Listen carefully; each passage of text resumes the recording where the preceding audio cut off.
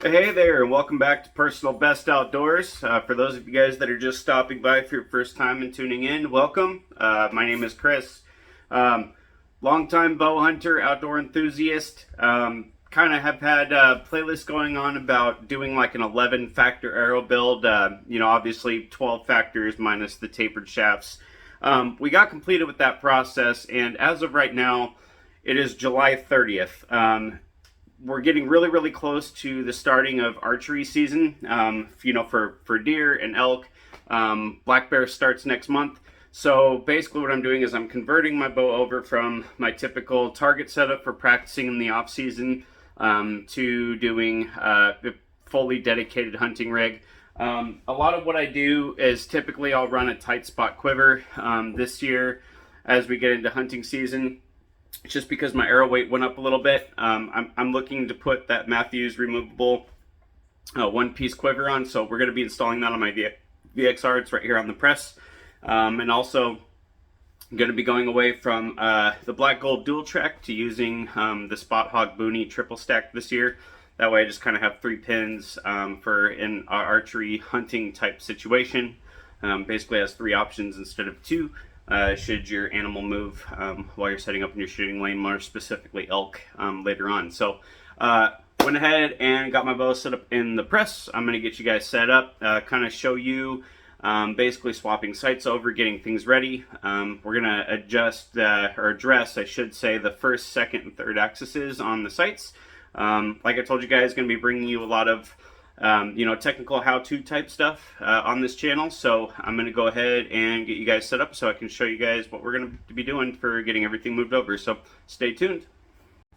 All right, so nothing too terribly special going on here. We're just going to take off this tight spot bracket, quiver bracket here. Just kind of attached to the outside of the sight. Basically, the reason I'm swapping quivers is, it's twofold. One, I have the Mathews Q Light removable quiver. I just haven't been able to use it because I like using this dovetail on here, which slides, and it's a little too tight, so it kind of gets in the way of this knob. So we're going to be taking that off, obviously, because we're going to be going to a different site altogether. There we go. I thought I was missing the screw there for a minute. So yeah, we're going to go ahead and get that pulled off there, and we will get the next Spot Hogg put on there. This has been a fantastic site. I've got content filmed kind of addressing different sites. This thing has been fantastic. Okay, so it's 10 thousandths or 0.010 for the fibers. It's been really good. I've really enjoyed shooting it. I just, kind of want to have more than 2 options without having to crack, my sight and actually address or adjust it up or down. So, in the chance that an elk is coming into my lane. But this is what we're going to be running. So we've got the Spot Hogg Boonie 19 thousandths. I have the pin configuration to be green, yellow, green. Kind of like those colors better, especially in low light type situations. For me, with my eyes, these tend to starburst less and be way more clear. So we're going to get that guy put on there. I got to grab all of the hardware that I'm going to need. Comes obviously in the package, so I've also got a couple other scope rings on here. We'll probably play with those and see which one we like best, but let's go ahead and this is what we're looking for right here. A little package of hardware. Grab them 2 screws out of there, and just to kind of make things a little more similar, we will hold my old sight up to it to figure out exactly where the scope ring is. So it looks like I'm probably going to be using these last holes just because of where I had this out to. Now this scope ring is a little bit bigger in diameter, this portion of it, so I'm probably not going to like using that one as massive. We'll probably go a little bit smaller. Like I said, they do have a couple of different ones on there, so we will go ahead and get these screws put in here and here. And get it installed onto the bow.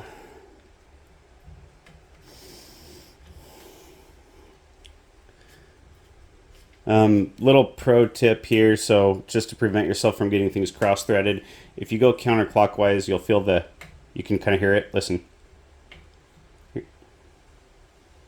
Hear that click right when it goes past the thread. So if you back it all the way up just until it clicks, and then start tightening it down, you pretty much will never cross-thread anything.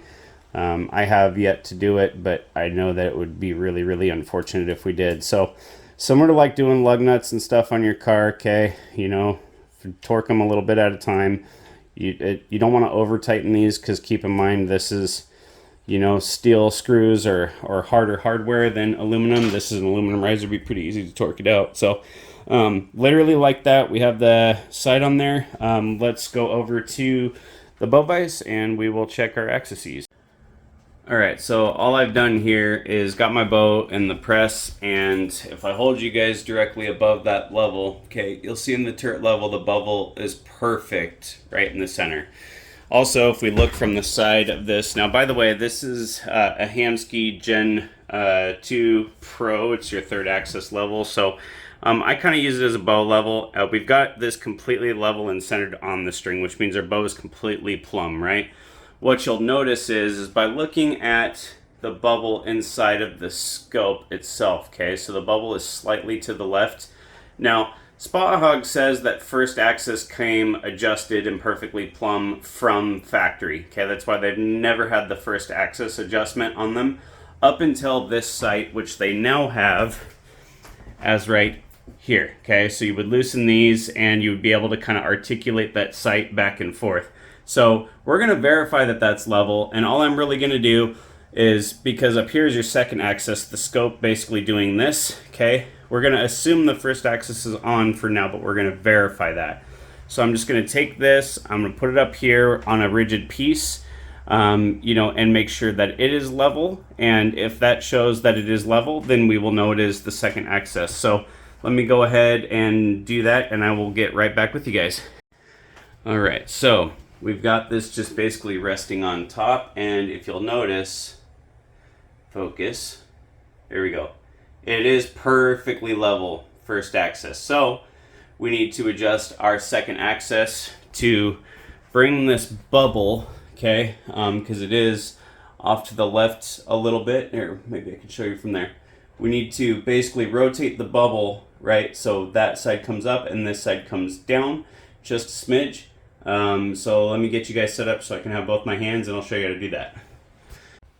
Alright, so here we go. I've gone ahead and actually put this on here, so as I make these adjustments, this can't fall off the top. But if you notice, we've got this completely level, and you can see it pretty well from here if I go through the riser. So the bubble's definitely to the left-hand side, so we need to articulate this sight this way.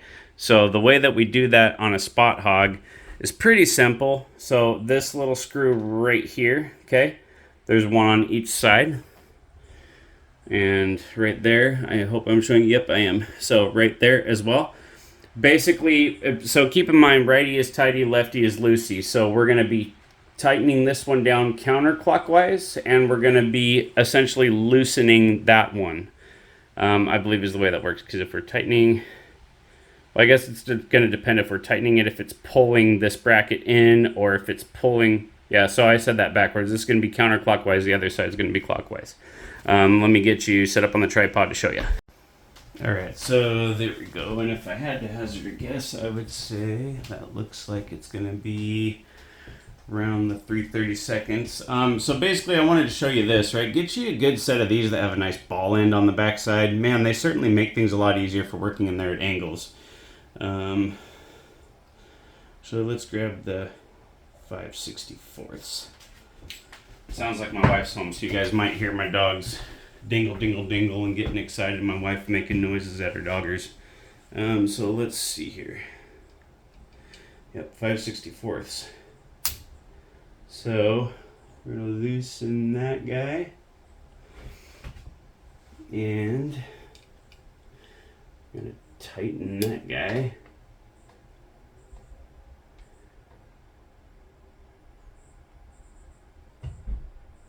Oh man, I did that so perfect. And then just to double check, we're just going to tighten this down just to make sure it's not going to go anywhere on us. Okay, looks like I went just a little too far. So we're going to loosen this down. Hello, wife. And we're going to go back to tightening this side just a smidge because I went just a little bit too far.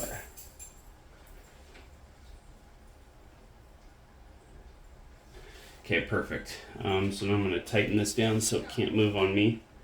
And I will show you guys. Alright, so go ahead and zoom out.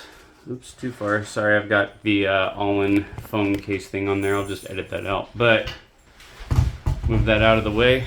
And as you'll notice, okay, that bubble perfectly center, as is the bubble in my sight. So that's the second axis done. Now let's get you set up and show you the third axis. Alright, so to properly adjust the third axis, it's a little bit dynamic, okay? So I'm going to use this position here, if I can get this to focus, there we go, to kind of show you guys what we're after. So obviously up here I have the Gen 2 level, right? And this bar is going to serve a purpose. It threads through the actual level itself, okay? Now, you don't need to have this tool to check your third axis as long as you have a multi-pin sight, because you can use these pins as a way to basically work that same bar now that you know that your first and your second axis are completely square. But what's going to happen is I'm going to use this line here in the corner of my wall, okay? I'm going to use that as a plumb line. You can also hang a line from the string, whatever, or a line from the ceiling, whatever it is that you want to do. But I'm going to put an arrow in here and I'm going to come to full draw. And I'm going to anchor. And what I'm going to do is I'm going to start up at the top, okay, aiming up. I'll do this on video so you guys can see. And I'm going to line the top of this rod with the bottom of this rod up perfectly in that corner, indicating that my second axis, because that's as far as we've gotten to this point, is going to be level. And I'm going to take notice of where this bubble is at and see if it's on basically the left side or the right side. Now let's assume it's off to the left side. That means when I'm pointing down, the bubble is going to be to the right side, okay? That can, translate to left and right point of impact changes or misses when you're at full draw. It's important to do this while you're at full draw because it torques your bow, right? It's going to move the riser. It's going to cause it to flex. And ultimately, obviously, you're going to be shooting your bow while aiming downhill or uphill. So you want to be doing it at full draw. It's actually kind of important to do so. You can just, use your bow and not come to full draw and kind of, check things and it'll be pretty close. But for the most part, you are going to have some impact shifts, okay? So this will be a great way to get it started, but let's go ahead and get everything set up and I'll show you guys what that process looks like. But like I said, while at full draw with an arrow in there, I'm going to line the top and the bottom of this up with that line in the wall, and I'm going to start by pointing high, and then I'm going to bring my bow down, and I'm just going to be looking at what this bubble is doing. We don't care about this bubble, we care about this bubble. So let's get you set up for that. All right, here we go. Gonna, like I said, come to full draw. Going to be lining the top with this rod. Hopefully you can see what I'm doing, and the bottom of this rod up in this corner of the wall. I'm going to start high and then pan low, and I'm just going to be looking to see what that bubble is doing inside of my actual scope. So let's go ahead and get her done. Okay, I'm anchored. Okay, and as expected, while at draw, everything looks pretty good. Go up. Okay, my bubble is to the right.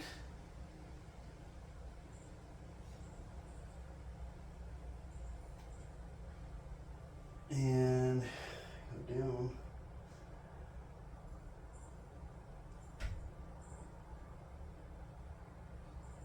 And the bubble is to the left.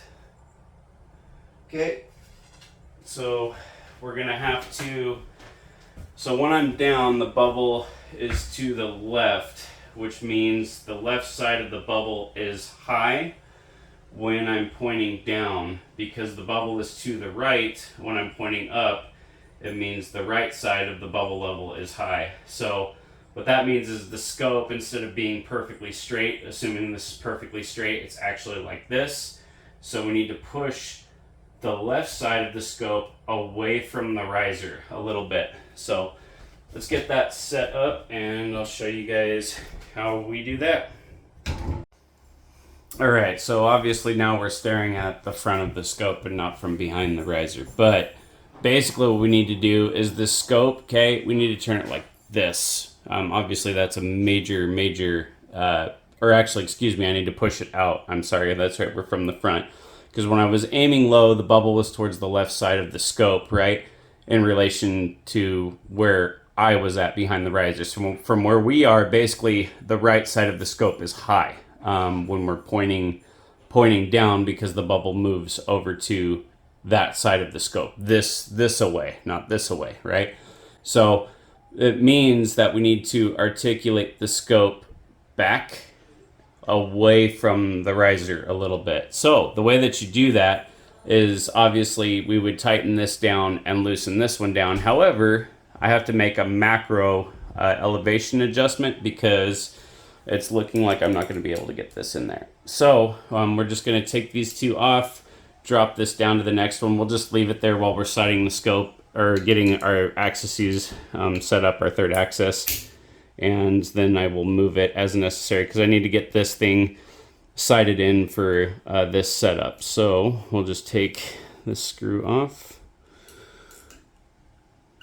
Okay, make sure there's no hardware about to bounce off with it. And bumps the tripod, but we'll take this one off too. Well, yeah, I guess that'll work for now. All right, so we need to, like I said, we need to bring this side of the scope out away from the riser. So we would be loosening this one. And it looks like I'm the next size up. Yep. So we will be loosening this one. And tightening this one. And then just to make sure that doesn't move on us, we'll just make sure that's tight. And now we will put this back on there. Like I said, go counterclockwise until you feel that screw pop to reset the threads. Okay, and now we will tighten her down.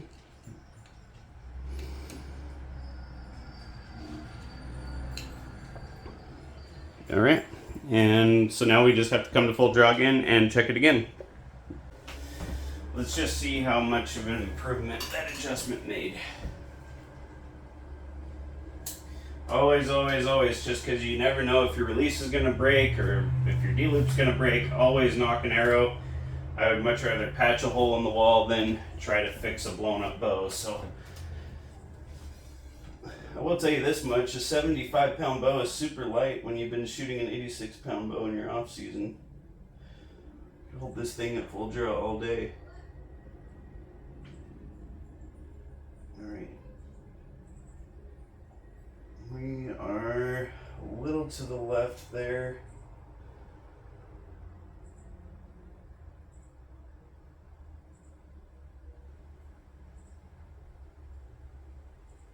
We're close.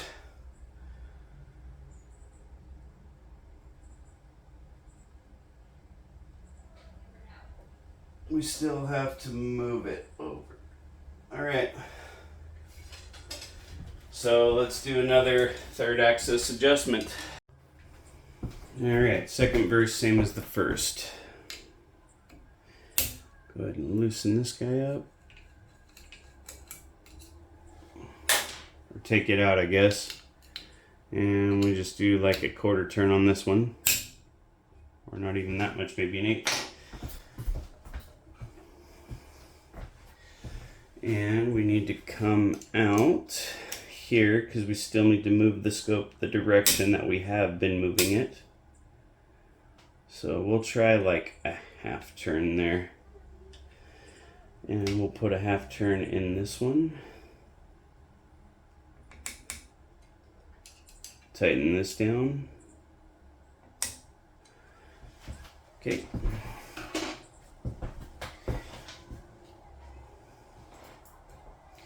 And put this screw back in here.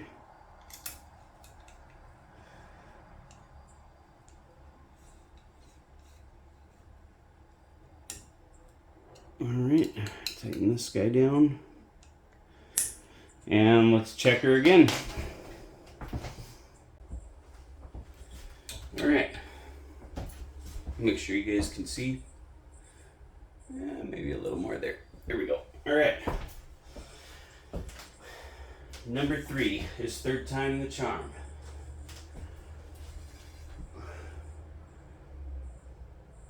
Okay. As expected, everything still is good when I'm level. Go up.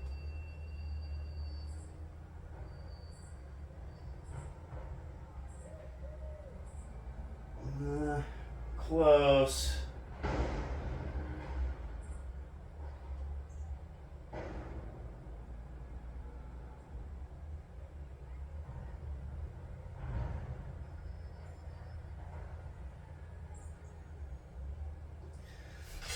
Well,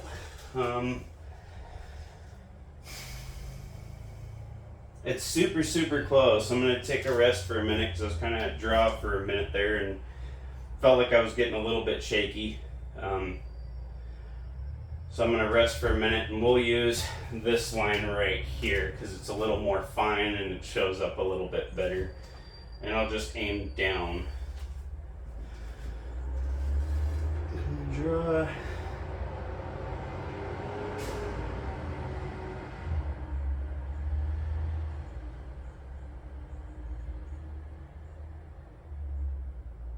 Man, that is like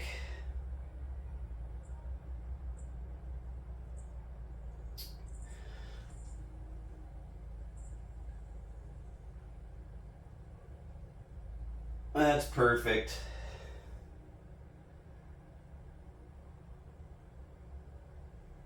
Yep. Perfect. All right, so the only thing left to do now is install the quiver.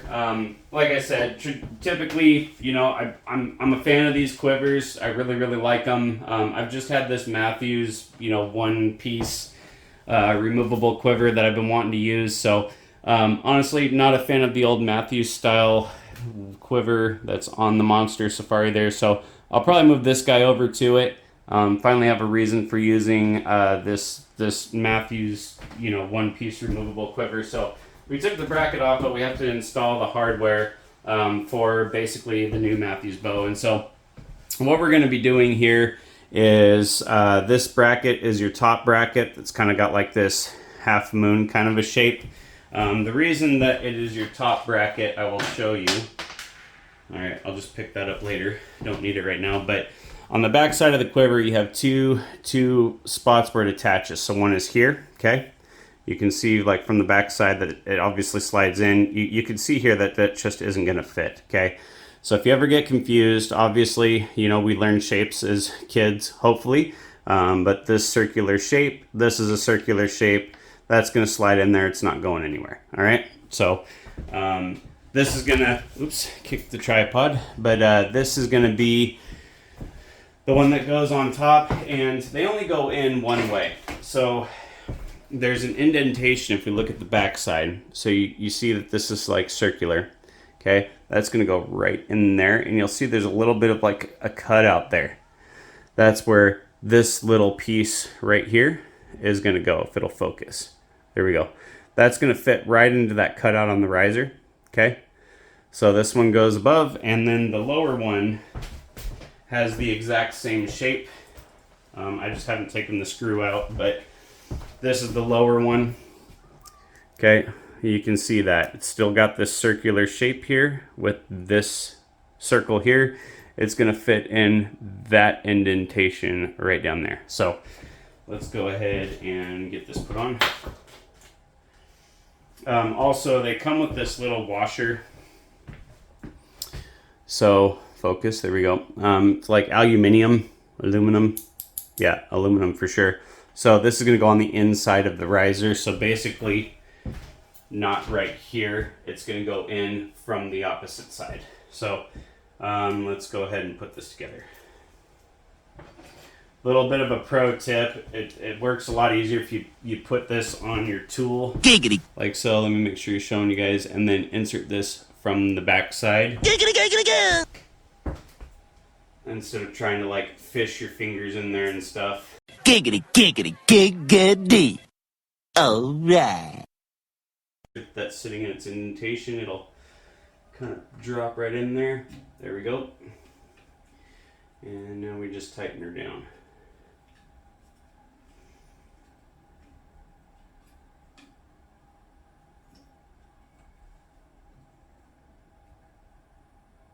Okay.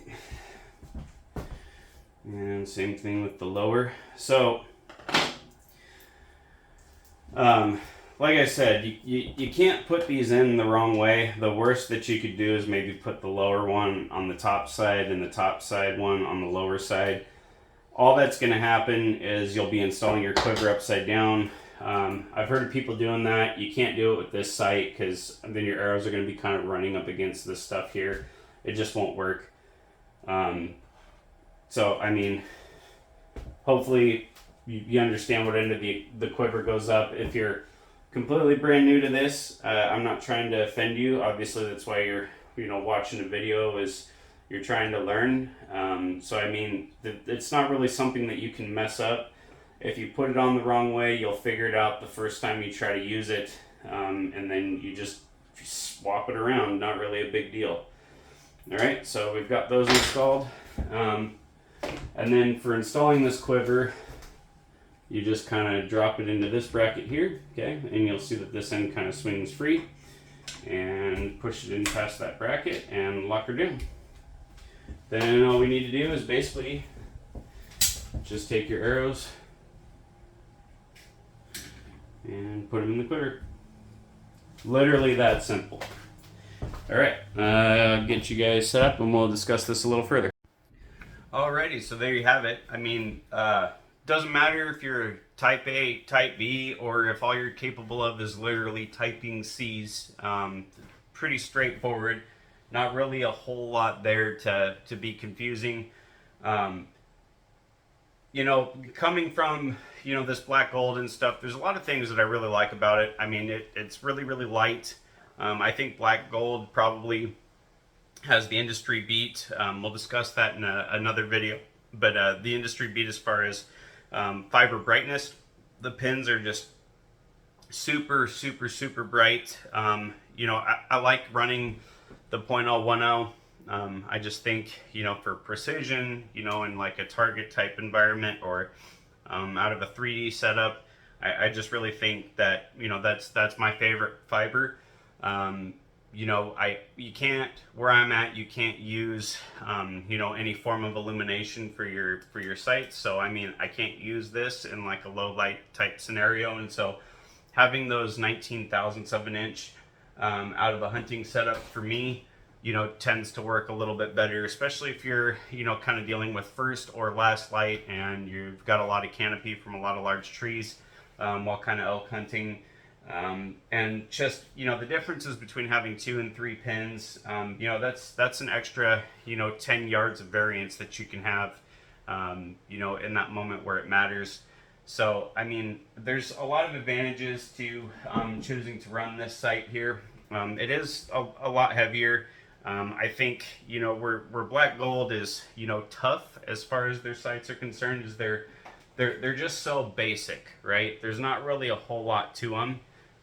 Which is ultimately what makes them as light as they are.